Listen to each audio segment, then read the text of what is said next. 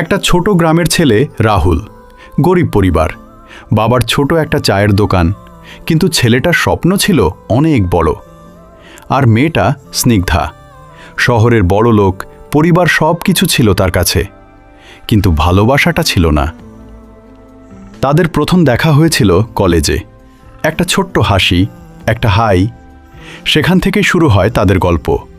ধীরে ধীরে বন্ধুত্ব, তারপর ভালোবাসা। রাহুল প্রতিদিন স্নিগ্ধার জন্য বাস স্ট্যান্ডে অপেক্ষা করত, আর স্নিগ্ধা তার জন্য সব কিছু ভুলে যেত।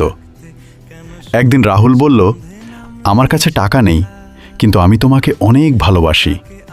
স্নিগ্ধা হেসে বলল, আমার টাকার দরকার নেই, আমি তোমাকেই চাই।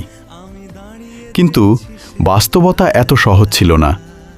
একদিন স্নিগ্ধার পরিবার সব জানতে পারল। তারা রাহুলকে অপমান করল, তুই আমাদের মেয়ের যোগ্য না। সেই দিন রাহুল প্রথমবার নিজের গরিব হওয়াটা অনুভব করল। স্নিগ্ধাকে বাড়িতে আটকে রাখা হলো, ফোন কেড়ে নেওয়া হলো। রাহুল প্রতিদিন অপেক্ষা করত, একটা কল, একটা মেসেজ, কিন্তু কিছুই আসেনি। একদিন হঠাৎ একটা অজানা নম্বর থেকে কল এলো। ওপাশে স্নিগ্ধা কাঁপা গলায় বলল, রাহুল, আমাকে ভুলে যাও। রাহুল বলল, কেন? আমি কি কোনো ভুল করেছি? স্নিগ্ধা কাঁদতে কাঁদতে বলল, না, তুমি না, তোমার দারিদ্র্য। আমার বিয়ে ঠিক হয়ে গেছে, আমি কিছু করতে পারিনি। রাহুলের পৃথিবী থেমে গেল। সে শুধু বলল, তুমি কি আমাকে ভালোবাসো? স্নিগ্ধা বলল, ভালোবাসি, কিন্তু থাকতে পারবো না।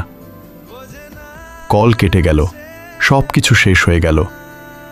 কয়েকদিন পর রাহুল দূর থেকে দেখল স্নিগ্ধার বিয়ে হচ্ছে। লাল শাড়ি, মুখে হাসি, কিন্তু চোখে পানি। রাহুল চুপচাপ দাঁড়িয়েছিল, কিছু বলতে পারেনি, শুধু মনে মনে বলল, ভালোবাসা ছিল, কিন্তু টাকা ছিল না। আজও রাহুল সেই চায়ের দোকানে বসে থাকে আর ভাবে, যদি আমি একটু ধনী হতাম, তাহলে হয়তো গল্পটা অন্যরকম হতো। কিছু ভালোবাসা টাকার কাছে হেরে যায়, আর কিছু মানুষ সারা